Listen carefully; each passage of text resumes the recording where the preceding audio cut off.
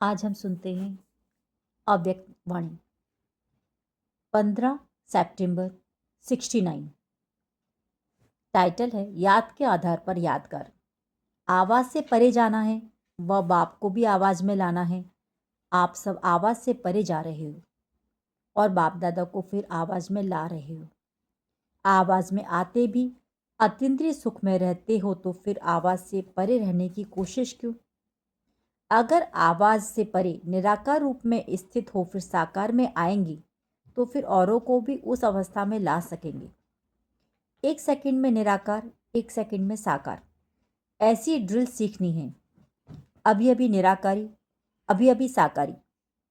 जब ऐसी अवस्था हो जाएगी तब साकार रूप में हर एक को निराकार रूप का आपसे साक्षात्कार होगा। अपने आप का साक्षात्कार किया है? ब्राह्मण रूप में तो हो ही हो।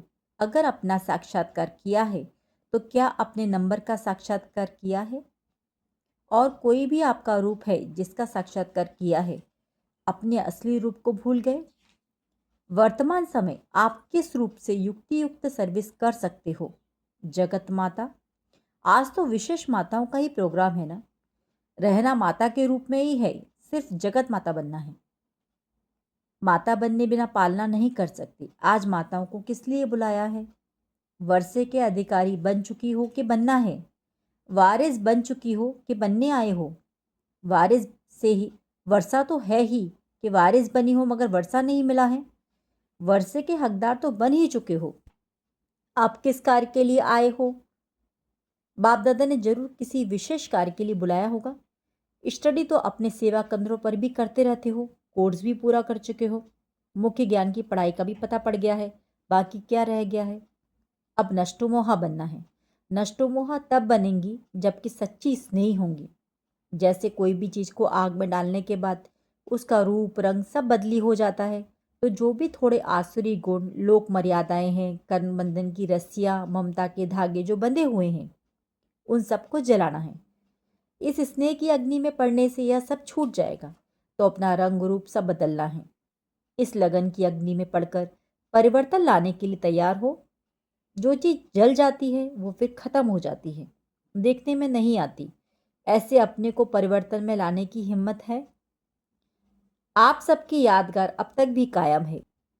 आपकी यादगार का आधार किस बात पर है? जितनी जितनी याद है उतनी उतनी सबकी यादगार बनी हुई है, अब तक भी कायम है।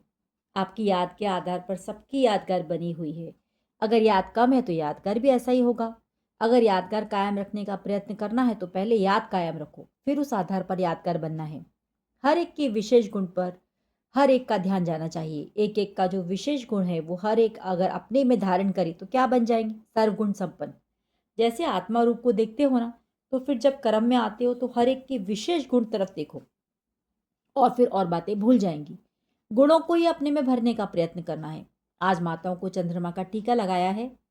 चंद्रमा के जो गुण हैं वो अपने में धारण तो करने ही हैं, परंतु चंद्रमा का सूर्य के साथ संबंध भी गहरा होता है, तो चंद्रमा जैसा संबंध और गुण धारण करने हैं। और चंद्रमा का कर्तव्य कौन सा है? शीतलता के साथ साथ रोशनी भी देता है। अच्छा, अब विदाई। ओम शांति।